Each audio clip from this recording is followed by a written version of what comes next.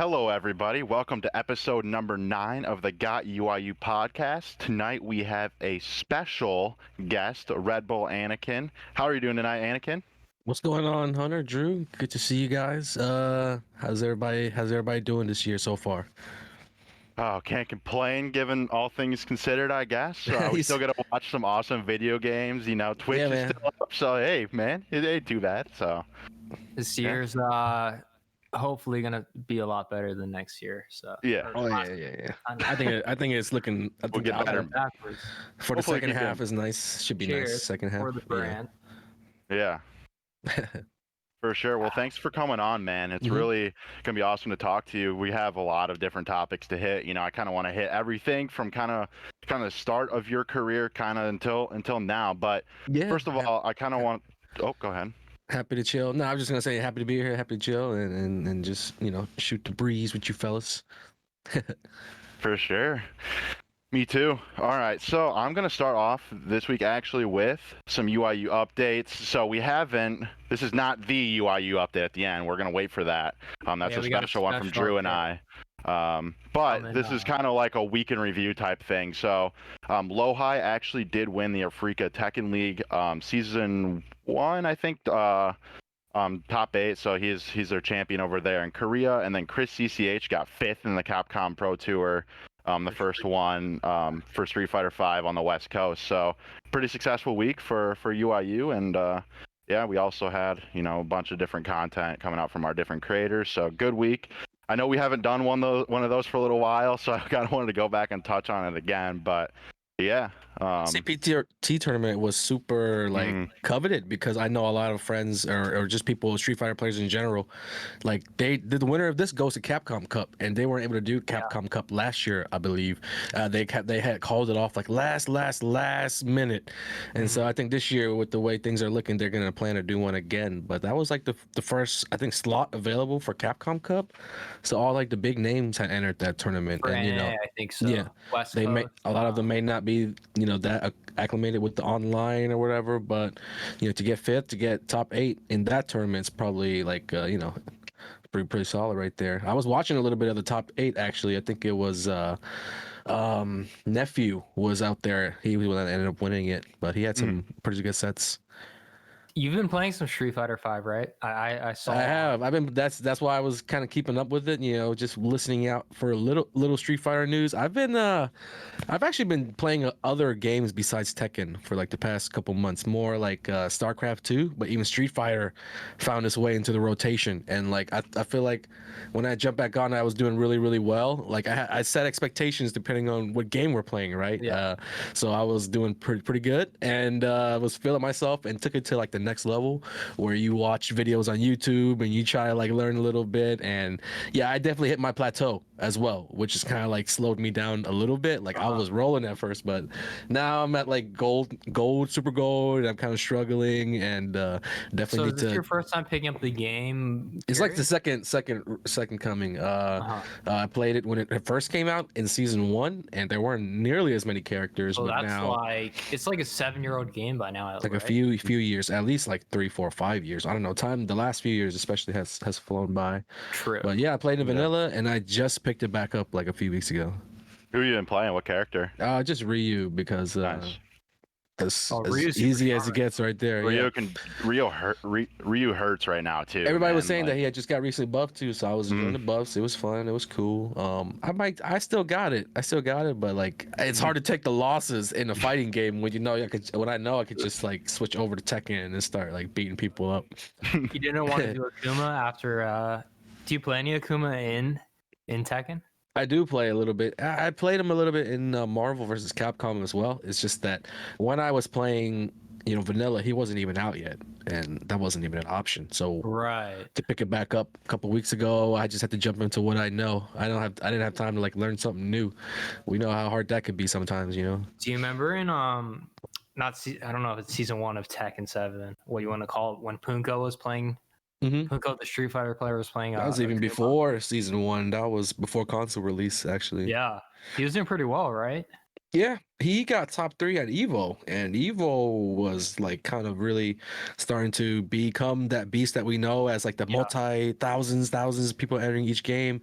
I think Tekken had just under 1,000 or something, but the other games definitely passed that benchmark, and it was getting to that magnitude, that scale where it was quite global, quite large, even outside of the FGC. And I remember that year, the game hadn't came out, and I didn't do too good, but I remember that was the year that Saint won as well, and it was also the year just before they moved it into the Mandalay Bay main like arena for the top 8 Sunday. That was before we had that special treatment.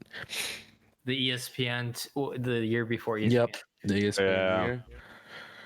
That was I remember that. That was dope. That was only for Street Fighter, right? When ESPN came in, but either way. Yeah, the ESPN broadcasted Smash, Street Fighter. Yeah. Maybe covered some Smash. Yeah. Yeah. Gotcha. That's super cool. Good to hear you're playing Ryu. Samurai actually picked Ryu for I think a matchup in top 8. So there's definitely he did. some I watched that representation. one. Yeah. And I was like paying close attention to see what I could learn, and Mhm. it's always they always make it look so easy, right? The top players make you feel like you can jump in there and play. That's why they motivate you and like inspire you. I've definitely felt that from watching like whatever top player use Ryu, because there's definitely a lot of them that have been playing that character recently since he got buffed. So I've definitely had enough stuff to watch. That's been awesome. Yeah. So you were kind of talking about, when Punko was picking up Tekken kind of before like Evo got really big. First of all, I'm not really familiar. What year was that? And around that time, like, were you competing like internationally at that time, or was that like I'm just kind of like a little bit off on the timeline. It was 2016. No, I remember 2016. So yeah, 2016 Evo. You were well off then, yeah. Tekken 7, the Tekken 7 like explosion hadn't even really taken place yet, honestly. Gotcha. It was kind of brewing, it was kind of growing as a game, but we had a lot of growth to do from Tekken Tag Tournament 2, to Tekken 7. There was a lot of room to grow. So we were kind of just starting off at the time, because that was like I said, the game hadn't come out on console. There's a lot of buzz, but until a game really comes out arcades on console, in America, until they come out in console in America and in Europe and everything, you really have yet to make like a final determination. So the game was getting hype, and Punko definitely was the guy, because he was one of the only like high profile Street Fighter players that had a background in Tekken, and that gave it a shot at that tournament. And he played. I think he exceeded all expectations, because he was beating a lot of high named players. That was a year that he got third and only lost to first and second at that event. I was super surprised, because is that the year Gen got second, or no, again got second in Tekken Tag 2, and that was also another Evo that I attended, 2014. So there's a lot of time in between, those 2 years, kind of like revealing Tekken 7 and then showing it off for the first time, and then once more right before the console release. No. In fact, I think it's hard to say 2016 the game wasn't out yet, because the game came out early 2017. I remember that was I hadn't really traveled internationally like that, because there was no TWT, there was no I had been once or twice out the country a long time ago, but it was the start of Tekken 7 on console with the TWT that really brought traveling and playing Tekken like that to another level. Yeah, so before then, I guess, like you said that you traveled internationally a couple times. I assume that they were like the King of the Iron Fist tournaments, maybe in Japan or something like that. Or That where did year, you go? was the first time I got to go to Japan. 2016, Nice. I qualified out of the USA version of the tour, and I played in the global one at the end of the year. It was definitely a great experience, because only a few American players up to that point have really traveled like that, and like I said, it was before really it was even a thing. So I was definitely one of the first out there for Tekken 7, and that was cool. And then it kind of took off from there. The 2 times that I traveled internationally in the past came actually for Tekken 6. It was just one where it was when I actually like kind of blew up nationally for the first time as like a teenager. Tekken 6, I got invited to France, and I got to go to Korea as a young kid. That was really, really cool. But I think that was like, to this day, like over 10 years ago. Kind of a long time ago. Let's get back to those days. So obviously, for our fans and listeners who don't know, Tekken is a really long-standing fighting game, right? First 3D fighting game. I think like first 3D, like its origins are very interesting. Like it was originally internally like an engine for something else, right? And Oh, really? Yeah, Yeah, I never heard of. yeah. There's like a weird story behind how Tekken. I think it was like an internal thing to test like the physics of something else. But anyways, um, a That's lot why of us, physics are so good, man. It's got the yeah, best everything. a lot of us either know it from, I guess. Well, I knew it from my older cousins had it on. I want to say like Sega Genesis or something like that. Is that possible? Mhm. No. No, Tekken came out on PlayStation for the first time. PlayStation. Yeah, PlayStation 1. But in Asia, it's an arcade game, right? So Mhm.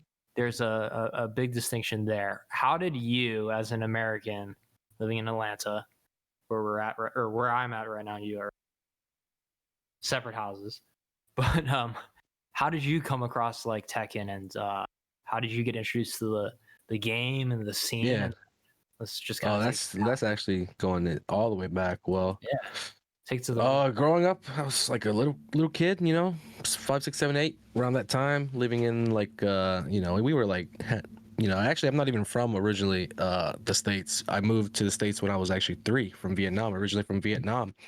So our family was, living in America. Got our first place to live. We were in like an apartment complex, like a nice little area with a lot of other Vietnamese families that had probably just moved to America as well. So we were just like a little community in the complex. Fast forward, whenever the PlayStation had came out, if you were lucky, if you were lucky enough kids in our neighborhood or in our complex to get a PlayStation, yeah. that was freaking awesome. And then whoever kids did, we would trade our games because this guy might have this game, this other kid might have another game, and I got Mortal Kombat. That was the reason why I wanted to get the PlayStation 1, was to play Mortal Kombat 4. Actually, there was another game that I really enjoyed before I got into So was that Tekken. your first fighting game, Mortal Kombat? I think it was, yeah.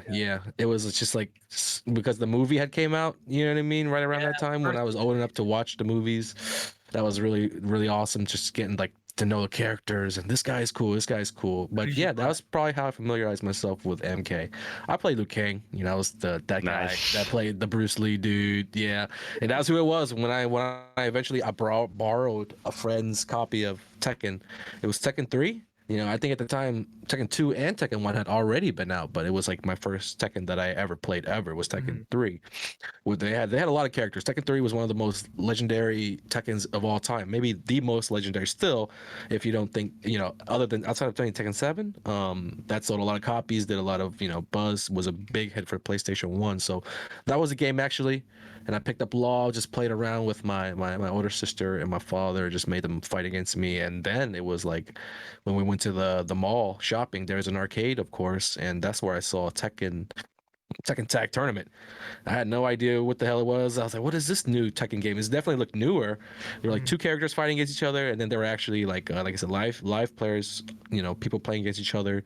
It was hype. It was literally pretty much just about the same names that you would hear about today if you heard Tekken. There were a lot of legendary players at the arcades. So that's how I came and got introduced to those guys. I was like 10 or 11 years old at the time, and that was like the transition from Tekken for the first time, playing it as a kid, and then moving into like playing Tekken with the big boys at the arcade. I was like that 10-year-old kid who was playing with like everybody else. They were probably in high school at the time, and I felt cool just hanging out with them because they were giving me a lot of respect. What arcade was that? Do you remember? It was North DeKalb Mall. So it was And in a this mall. was it was in a mall. This was at the time when arcades were a regular in America. Not a lot of people had consoles, so you go play your games, you get your fix at the arcade. We had several arcades in Atlanta. There's one at the Underground. There's one at this place called the Galleria. So there are different parts of Atlanta. If you're familiar with it, there are a lot of suburb areas, and the one that I lived in, there was a mall nearby with the arcade, and just so happened, luckily, that there was like that was where kind of like the East Atlanta scene met up at the time. It's really cool. Yeah, it's super cool. It is. It does takes me back. Like I've been to the arcade so many times throughout those years. Like that there was open. Like I remember the exact layout, the sounds of the arcade. I was so obsessed with Tekken. I would be there every day. Like my dad would take me to the arcade every day after I finished my homework, and we would just sit there and he'd sit there and watch me play Tekken. Just play Tekken. That's dope. Yeah. So how did that kind of like? I'm interested in hearing like So you just were at that point, you were just going to the arcade, playing Tekken. Was there any like local tournaments at the time that were happening in these arcades, or were you Not, just grinding winner stay on yeah, type not stuff? in North Cap Mall. Just Hmm. winter staying on, and Hmm. it was kind of like a daily thing at like Hmm. 5, 6, 7 when guys get off school, get off work or whatever. The first few guys would show up to the arcade. Maybe at that time of the day, if it's early enough, like the intermediate, the beginner players, that's more of like when the scrubs were playing. And then at night, when at night the scrubs go home because they're not going to be able to play ever. They spend all night waiting in line, and then just to lose one game, and that was how cutthroat it was. In back in the day, there wasn't like 5, 6, 7 PlayStation 4s where everybody could just Yeah. have unlimited games. It was like you're paying 50 cents, sometimes up to $1 per game of Tekken, and if you win, you stayed on. That was nice, but like in order to win, you have to be one of the best players there, right? It was super competitive. I definitely started off as that kid who would only win before 7 p.m. You know what I mean? After 7, I'm gonna go play House of the Dead. I'm gonna go play Time Crisis, whatever games I like to play. Like I couldn't really, it was just not solid. Like I would so definitely it became a thing where I'd have to go to the arcade on Saturdays around 2 just to get just to be, I was actually pretty good on Saturdays at 2, but once 7 p.m., 8 p.m. and like the legends started coming in, like definitely you just sit back and you watch, and I might sneak in a game or two. Of course I'll lose, but that was kind of how the arcade days were. That's Crazy. interesting. That's almost like some of the, like basketball parks, the legendary ones like Rucker Park or something. Like Mhm. you can get it, not us, but like kids could get games in earlier, but like later on, like really good players come, sometimes pro Yeah, players top 5. exactly. That's interesting. So It was just like that. Yeah, funny that you put it that way because Yeah. it was like that. And there would be times where we had 2 arcade cabinets, and these were the best times where our arcade was lucky enough to have 2 Tekken 4s, 2 Tekken 5s, or whatever. That wasn't always the case. So whenever we were lucky, that was awesome because they wouldn't put them side by side. They'd put one in the back, and that would be where the G's were. They put one in the front where the exit or the entrance to the mall from the arcade was, so people walking by could see it, and that's where all the noobs played. And eventually, yeah, that's where I got, I played, and once I did really really good as a kid, beat up all those dudes, then I have enough confidence to go take it to like the big boy table. you got to like graduate from the.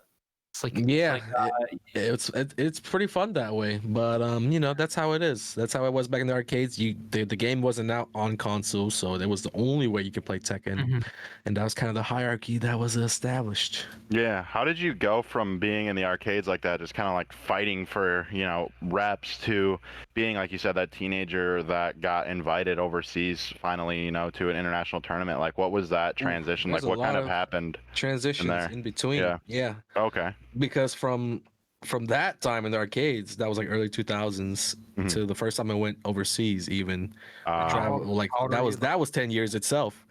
So oh, it's okay. been like 20 Wow. years of Tekken, just almost in the making, pretty much. My first tournament was like in 2002, 2001, or something like that. It was after like a year or so of playing at North Cap Mall. It wasn't at that mall, but I saw a flyer for a tournament at an arcade at another mall.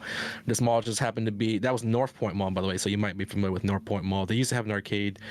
It was owned by a Tekken player. Not a Tekken player, but a Tekken player's father, like a young Tekken player, kind of like similar to me. He was actually a teenager, and he once like got second place at nationals, at Tekken 4 nationals. So his dad owned the arcade, and that's kind of how he was really good, because his dad had the arcade. He was just like unlimited access to Tekken 4. Yeah. That was my first tournament. I went there and I got second. My first ever tournament, I was lucky enough to get second because I had played a lot, and I had played a lot of high pressure matches locally at the arcade with those ATL players talking trash, talking you know how it goes. So I was exposed to that at the earliest age, and that helped definitely throughout the years with the nerves, with playing in tournaments.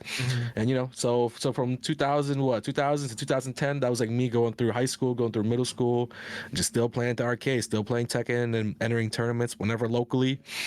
Right around the time I entered high school, my dad he drove me to my first out of state tournaments in Florida. So from Georgia to Florida, that 5-hour drive, we would do that like every other month. There was some guys in Jacksonville that threw a pretty nice tournament, and that was kind of me going out of state, winning tournaments for the first time.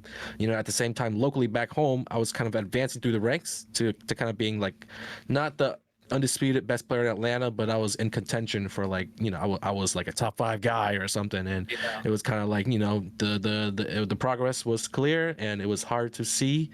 I mean, it was kind of easy to see like what path I was on, and a lot of the guys knew one day maybe I'd be the best, but that's where I was at. Just going to Florida, going to South Carolina, going to Tennessee, doing battle with a young little Majin. Those were the high school days, and then once I graduated high school, went to college. That was kind of like where hit the crossroads.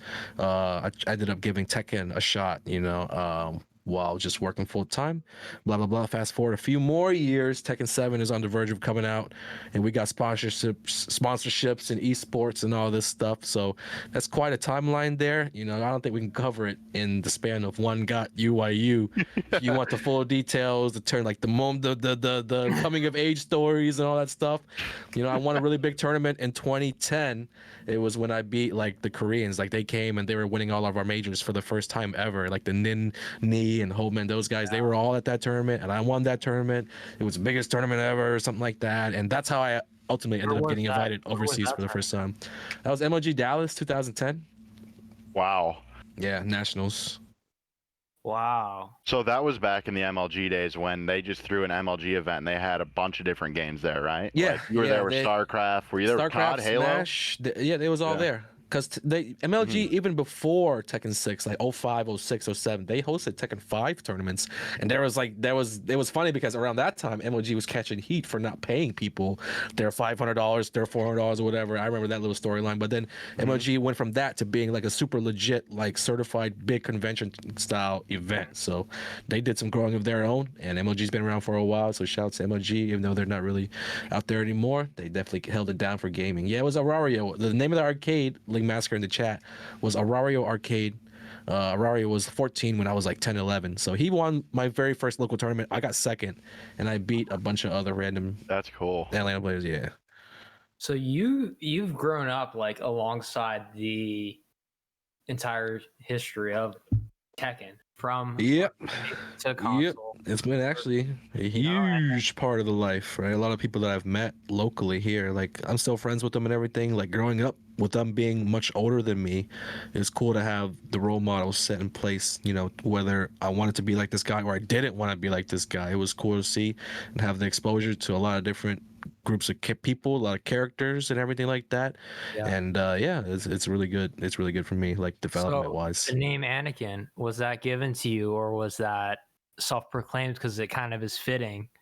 I mean, if the name was given to me by the local guys at the arcade. That's another, like I said, all these little mini stories. So this was from the very beginning in 2000, 2001, 2002, my first days at the arcade. Me being the new face at the arcade, new player, and I wasn't like the other players. I was a super small kid. That's right when the new Star Wars or the prequels. Yeah, it was 2000 exactly. So it lined up right around Phantom Menace came out.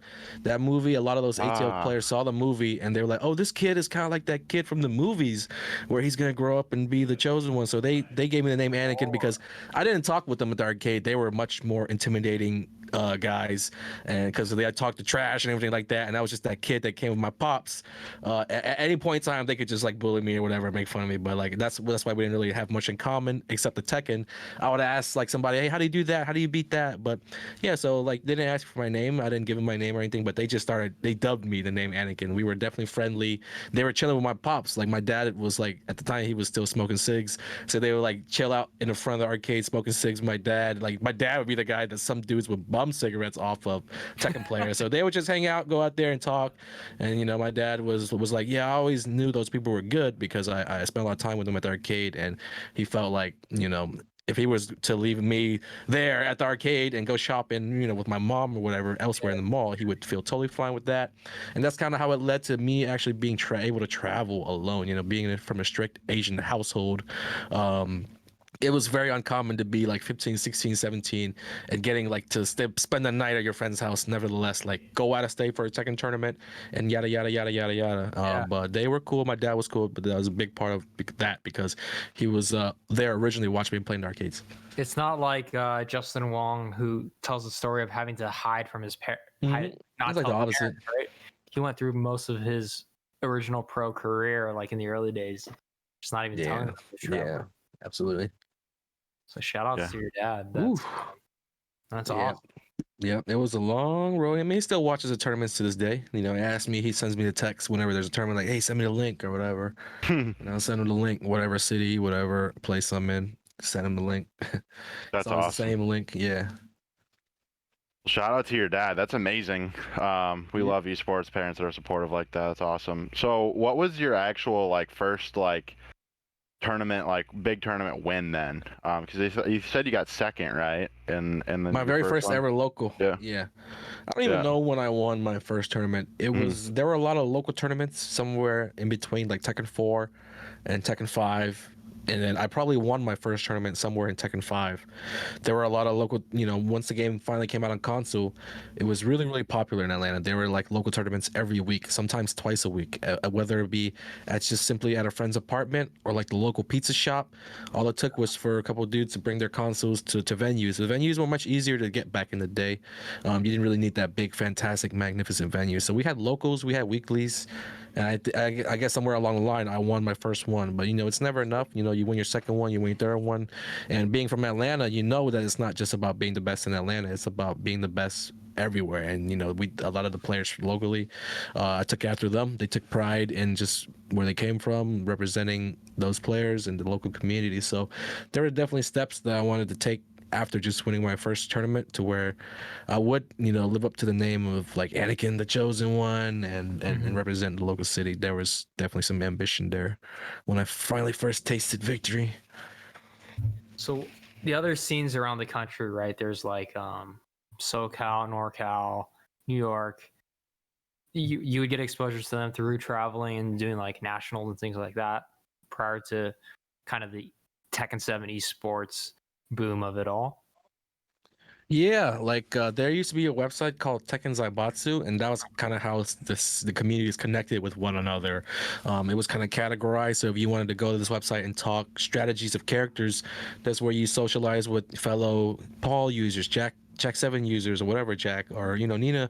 You connect with people around the world that use your character, or you could connect with other scenes when you were traveling and you wanted to just visit another tournaments local. One thing I really liked was like there was a section that advertised local tournaments, and there was another section that where you could post the results of your local tournaments every time you had a local. So it was cool because all the locals usually traditionally were on Saturday, and then on Sunday it was awesome because you get to check and see the local results of tournaments across the world. Some usually America, but it was pretty much everybody. Who won the local in Texas, and that's kind of how you familiarize yourself with some of the names from other regions. Like, oh, this guy is winning a lot of tournaments in New York. But then there would also be the regional tournaments, thrown by Big E. There was final round back in the day, and even a smaller Evo. There was some California-based majors where it wasn't like it is today where you expect all the top dogs there. It was just kind of like if you can make that trip. I remember guys talking from Atlanta about how they've driven to California, and it would take a long time. So there have been trips, car trips, road trips like that, epic ones, and it wasn't as easy. People wouldn't have the money to being young students to fly. So Yeah. that's what we mean when we say grassroots back in the day. That was kind of like everyone wasn't as fortunate to have the sponsors and revenue from streaming or whatever to just fund their hobby. It was definitely more on the hobby side. And growing up, whatever you did, if you had a little extra money to like travel, that's what you did as a group, and Oh, that's awesome. that's how it worked. I grew up in a martial arts family. My mom's father's a ninth degree black belt in Taekwondo, and so there's a lot of similarities between like the stories I used to hear him tell. Obviously now with UFC, we now know like how martial arts can meet together, and like Yeah. now everyone does all the different martial arts. But like back in the day, like this gym from this area has this super badass black belt, but there's this karate gym over there. I guess kind of like someone like Karate Kid, right? And they'd have to like meet up in tournaments, and like I always hear these stories about older FGC days, and it just seems so cool. Like you probably heard stories of top players from other regions, and you want to test your might against them. Yep. It wasn't as like you know how like now every month there's a major, some month there's 2 majors, and I think the reason why it was so epic and so hype back in the day, there were like maybe 4 tournaments in a year. So you pick like one, like as far as tournaments where other regions, people from other states would be there, you'd be able to prove yourself on that level. That wasn't happening that often, right? There was like there would be one and a few in each region, and that was it. Wherever you can make it out to. So whenever, like especially like if you lucked up and in Texas at a TIT, there was like everybody in the country, and that was created like what those epic like stories that you hear that like whenever they met up, they didn't meet up as often, so just everybody really happy to see each other, really excited, and really excited to also at the same time get really competitive and really prove who's the best, right? Like I when the tour was rolling, I'd see Jimmy, I'd see Joey, I'd see Cutto, I'd see everybody every month, every other week. But like back in the day, this guy might not have seen this other dude from Cali, and they've been talking hella shit on the forums, so they got to do $100 money match. That was like the highest it went back in the day, right? $100. But yeah, man. Ooh, $100. Yeah, no, but that's fire, man. I know, like just cross scenes. Like we had Vi on the podcast, and he was talking about like how Street Fighter, like there's actual like gang wars within like Street Fighter 5, and then like it seems like going over there, it's like, oh, you're talking crap on the forums, put your money up, buddy. Like it's way different, but it's still like that same like you got to protect what you're talking about kind of thing. You know what I mean? Like you got to put your money up. You got to put your money where your mouth is. That's dope, and it wasn't about the money. It was just about putting something up that represented like that beef between you, and like take the other guy's money. It's like you took that guy's soul, and it's always something that you could talk about. How you spent that 20, that 100, it's not really ever relevant, but definitely like the scorekeeping and the bragging rights are totally worth it. Yeah, the amount of passion from the stories I hear is just like, damn, man, like that is amazing. Because obviously, me getting into Tekken is just like somebody that just learned the game through, when we worked together on Circa, like that was when I was learning the game, so like I didn't know all that other stuff. I just know like when people were able to travel, so being able to hear the stuff from the past is really cool. But I kind of want to know like from like you're playing Tekken at this point for like years and years and years. When was it, like when the TWT came out, or when was it that you were like, hey, I could do this for a career, man? Like I could stream, I could people want to like see me often, like I could get a sponsor and I could do this, man. Like when would you say that happened? I think it was because of Tekken 7 and the popularity, because beforehand there was none of that. It was really like if your heart wasn't in it and you really didn't want to play it, you wouldn't play it because you weren't going to make money or anything, like be successful. It was it was definitely still like a lot of growing to do up until Tekken 7. And once I saw like how big that became, I was working at the time, and I was like, I've been playing all my life. I always wanted to, kind of be like a programmer, whatever that meant. So like I quit my job actually, and then I gave it like a year of just being unemployed, bumming it, traveling to tournaments on my own and seeing. And what that did really was like, it wasn't like a thing where I knew like, oh yeah, this could really happen, or it was just like the best chance I ever had. And it was kind of like, you hear that story of people taking the risk, going for it, and that was kind of what I did. And what it, like I said, it didn't necessarily ensure that I would become a pro gamer or be successful, but it just put myself in the best spot possible to succeed if like a big opportunity were to come. So like I said, I quit my job. It wasn't until that end of that first year where I quit my job that I got contacted by Red Bull, and that was just out of left field. No way that I think that would be like the sponsor or whatever. And I dabbled with some of the more independent and kind of like newer sponsors with like Circa or Stream Me, but that's just kind of like me trying to feel out what it's like to be sponsored and being like quote unquote esports and everything. But Red Bull kind of like it's another level. It's way more certified. And up until then, like whenever you see somebody sponsored by Red Bull, like a Red Bull event or tournament, it was definitely like legit. And so it's a serious deal when they hit me up, and we had like dinner, and I got to tell them pretty much what I told you guys, like a little story of myself and everything, and where I was at with the game. I think they liked that I was kind of like in that mode of taking a risk, and I think that was kind of like resonated with a lot of what the other traditional athletes kind of do. Like they just go for it, right? They just chase their dreams. So in a way, that was what I was doing. Just give it a little small shot. Yeah. You're a Yeah. Red Bull athlete, right? Like at on the same level as all the other.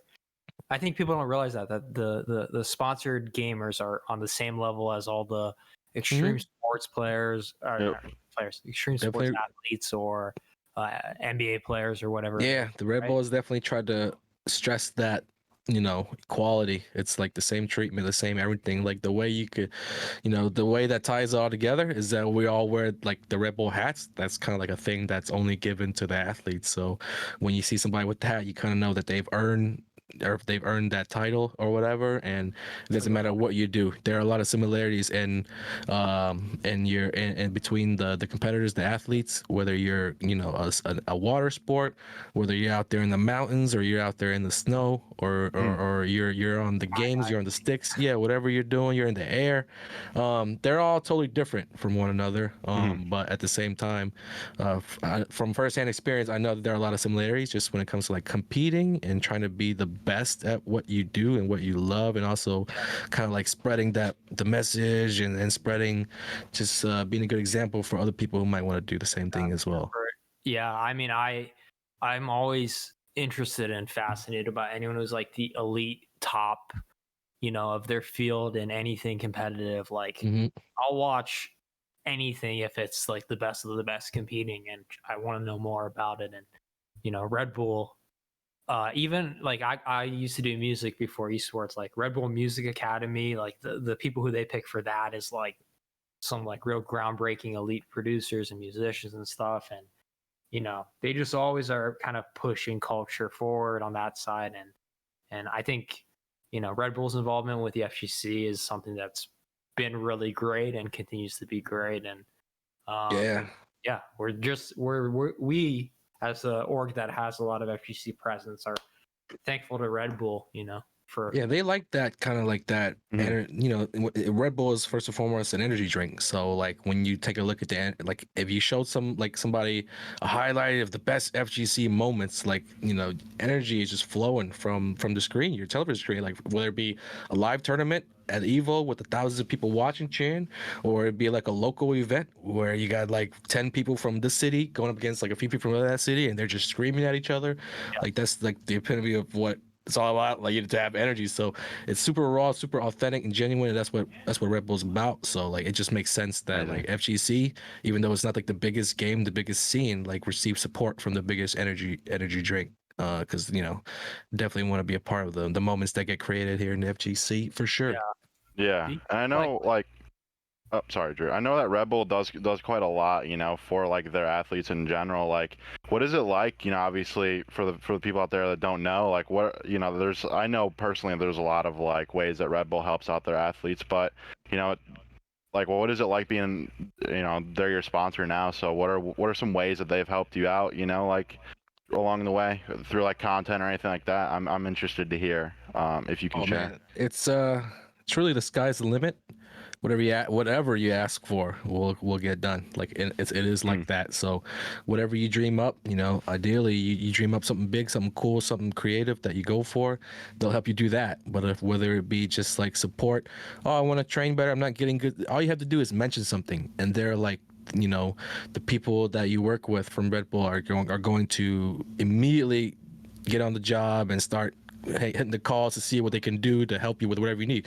So for example, outside of just like, hey, can I get a monitor? Hey, can I get a PC? Hey, can I get like that's the easy stuff. Like who can't, like why can't Red Bull just buy whatever you want, right? But when it comes to like, oh, I'm having trouble with tournament performance, I can't get sleep. Like I mentioned that once, and they like 2 weeks later hooked me up with a sleep doctor, right? That's kind of crazy. So I'm sitting there talking to the guy that specializes in sleep. This guy works with a bunch of athletes, and I'm coming out of it feeling way better. Like, and when it comes to just pushing the envelope, changing the way, or just like revolutionizing the way that you might train. They put me in a camp with other athletes, and we just pretty much like got to know each other, and we did a series of like activities together where we learned a lot of new skills to help apply whether it be like mental, physical, like emotional adjustments in the term. It gets pretty sick. Like Red Bull has a lot of stuff that you never hear about. Like people might not know about the music, people might not know about the dance, the dancing competition. So people might not know about the high performance, the athletic performance center. So that's like a whole section of people that are just like doctors, scientists, trainers that are just there to help work with whatever athlete, whatever person needs, like, on the performance side, there's that. And so, yeah, everything is super straightforward. Like that's the goal. The job is to help support the athlete, the competitor in every way possible. And we've been doing this. Red Bull been doing it since like the 80s, the athlete program. So that's you can see a lot of it's been a lot of Really? development. So it's not like when they signed the first gaming athlete ever in 2000 whatever, it was kind of like what do we do now? It wasn't like that. It was like, Was it Nate let's Shot? get to work. I think it was. It was Nate Shot, maybe it was Nate Shot, yes. And so yeah, like I said, it wasn't anything new to them. It's nothing new. Been doing this for a while, and I'm just kind of glad to be a part of the journey. Yeah, it's a long, That's dope, man. a long history of a brand and an iconic brand in a lot of fields. And I think that they were one of the first ones to embrace gaming as more than just.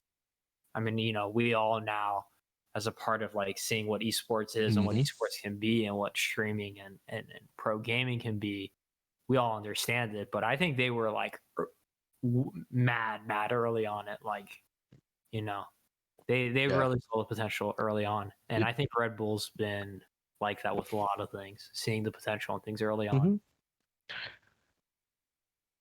So I think that, what Red Bull's trying to do is really define what being a pro gamer means and how to support the athletes in the best way possible. And they've helped to power youth to some really amazing moments. Yeah, you remember that camp I told you about where I get to spend with the other athletes? That was at the end of 2018, and then going into 2019, that literally was the best year I've ever had competing in Tekken. Like that was the year that I got third at Evo, fourth at the Worlds. I got almost won common record. I was like second in the standings globally. That was pretty crazy. I won the last Masters. Like all that stuff happened literally right after the camp, and it's like, to be honest, between me and you guys, people listening, it wasn't like I doubled the training. It wasn't like I studied the frames more. It was kind of like I was applying some of these things, these secrets that I learned from training and everything like that. And that's why 2020 really sucked. It's just that like the wind got sucked out of like the air. Just that 2019 was so great, and 2020 was just a flop. That was kind of whack. So I'm trying to continue that reign of terror, man. Yeah. But I think that, 2021, which we're in the middle of and beyond, has some really exciting things for Tekken, for probably you as well. There's some things cooking. Queued up. Wait, some things cooking, and I got the tournament on Sunday. The Anthony little tournament. Check my Twitter out. After this, though, we're gonna roll the video real quick. Okay, you gotta roll a little video. Yeah, we got a little video to roll. So we're gonna roll the UIU update for everybody there at home. So we pre-recorded this. I hope you guys really do enjoy this update. It's glad to finally. So there's a UIU announcement that's about to go down. Yeah, UIU update announcement. Yeah. So you can tune into our stream and watch it as well. But yeah, this is kind of just an update on what we've kind of been working on in 2021. So finally able to share it with some of our fans. I hope you guys enjoy. I can see you falling, reaching for a grip. Come with me, I'm rising, and I'll never let you slip. Yeah, it's only getting worse in theory, right? Right now, it's oh my god! Oh, perfect! Anakin looking to close it out. He smells the blood in the water. Keeping the pressure on back. Not gonna happen. Radiant Red Bull Anakin eliminate. He's got to the top crystal. If he lands the range, okay, no range on him now. Finish. Anakin, he eliminates Novick. He's going home. Oh, yeah, breaking the wall. That is gonna be the tournament. Anakin wins DreamHack Atlanta. Oh my God, look at the great move. Can he find another blue thing? Can he do it? Anakin takes it over Jimmy J. Tran. Falling down and the rest.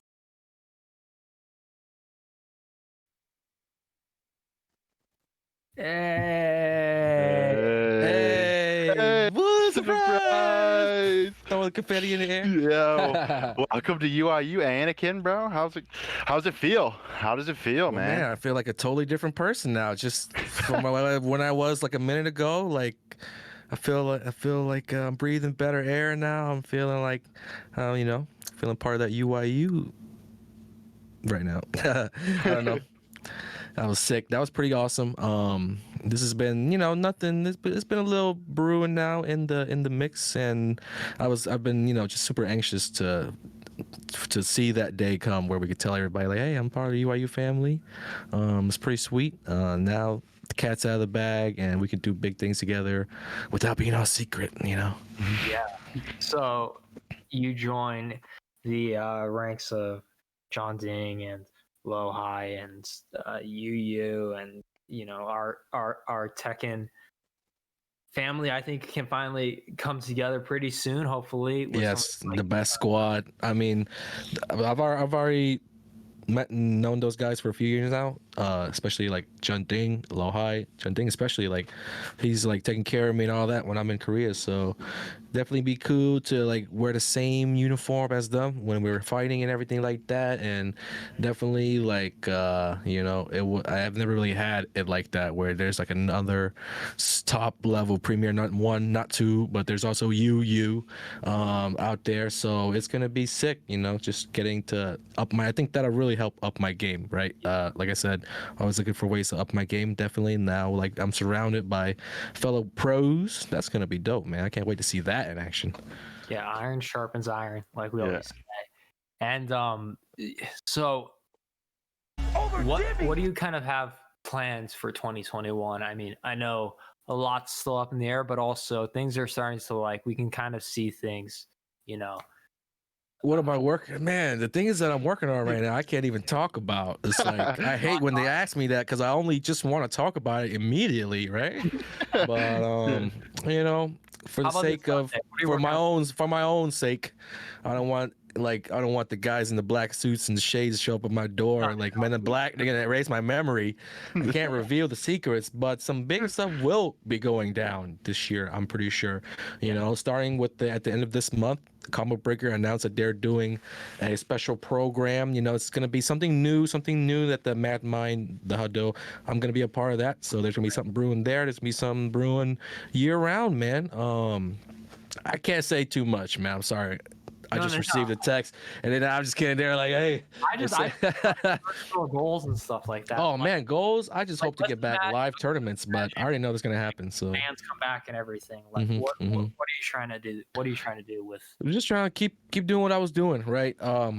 As someone, I consider myself like super competitive, and that's just not from Tekken. Like the littlest thing will turn me like that. You can compete with your friend and would turn me into like a different monster. Like I like competing. I like saying that I beat that guy, right? And just keep so even when I had that good year in 2019, like I said, I wanted more. I wanted to do better. It wasn't like I didn't reach the pinnacle or whatever.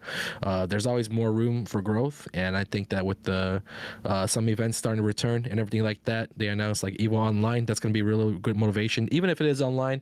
Like I'm going to give it my all because it is Evo, and a lot of good people I know work with Evo. Going to be doing that. And hopefully I'll do well at Evo, right? And all the other stuff, like I'm hoping for my other projects to go really, really well as well. And then just keep on getting better at Tekken. I've been playing a lot lately, and I feel like it's time to put some pieces that I've been working on together. You know how the way I train is like I'm compartmentalizing stuff, doing one thing here, one thing there, but then I'm never doing everything at once. So that like when it's time actually to blend it up and see what the results are, that's I'll be doing that soon. Yeah. All right. Yeah. So you've won national championships, you've won a lot of majors, but there's one more missing. Yeah, there's the world title. The world title. It ain't easy, but it would be nice. I visualize it. I've definitely thought about it a lot. What it'd be like, but it's just time to put the game, turn the game on, get into action. Yeah. That's just kind of like I've been super hungry. You might not think that just like of how I am, my demeanor, but like I've just been so ready to get back into playing. Like it's hard. It's been hard the last year for sure, but yeah, it's almost time, guys. And there's never almost been an American world champion yet, right? Oh no, not even close, right? Not even close, man. So That's definitely kind of how you know that Right. there's way more work to be done in America with other scenes coming into the mix, other scenes kind of making that splash, making their name for themselves. That kind of gets me going too. Like I don't want America to fall as far as like discussion goes as where region's good, what region's better than another region. I want to keep us at the top, man. Yeah. Mhm.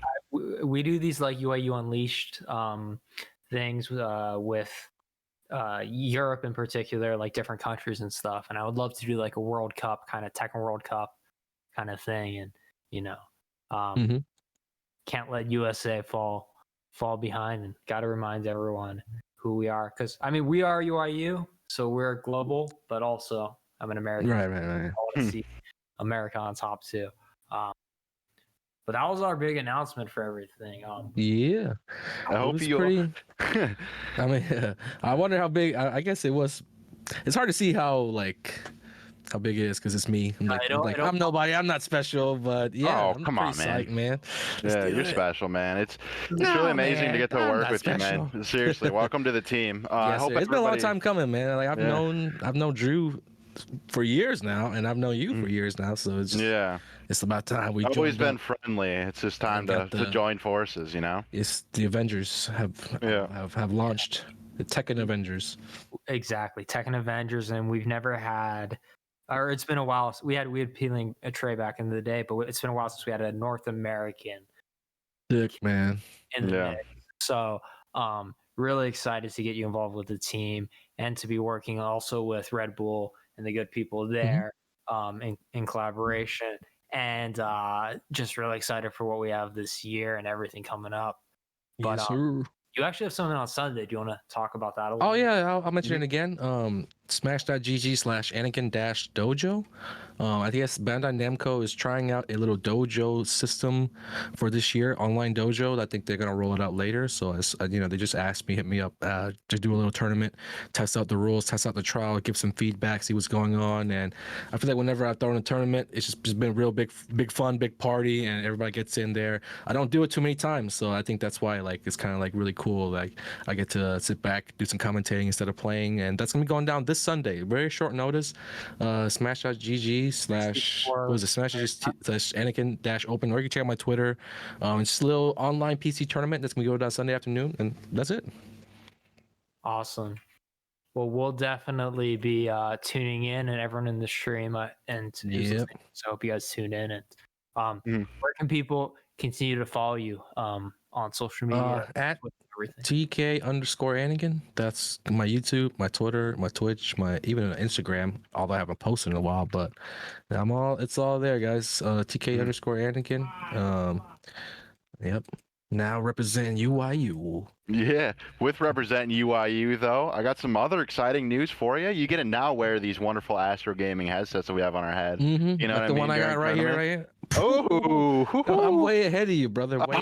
You're ahead of the game, man. Yeah, So I'm the pro here. Let me just remind you. I know what I'm doing. I'm the Joe, man. I know what I'm doing. I doing. gotta know my players. My bad. I just want to make sure you knew. That's part of being the UIU family. Appreciate the reminder, yes, sir. Appreciate the reminder. Yes, sir. Yeah, I think that's everything for today's episode. Drew, did you have anything else to say to our wonderful people at home or Anakin? Just everyone stay safe, play more games. Check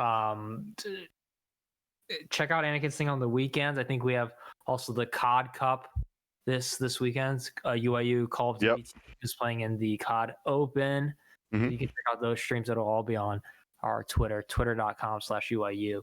And everyone, make sure you guys give Anakin some love. He is a North American legend living in Atlanta or the Atlanta area. I'm super proud to have, one of the sons of Atlanta, ATL stand up. Hawks just made the playoffs. Let's go. Anakin on the team. So it's awesome to have you on board, man. 2021's already way better than 2020. I'll tell you that right now. We got it's way better. Big things planned. So thanks everyone for tuning in. All right, guys. Thanks to Hunter, my homie, as always, co-host. Whatever side we're on, yeah. And thanks to everyone for tuning in. We'll catch you guys soon. Yep. See you, everybody. Love y'all.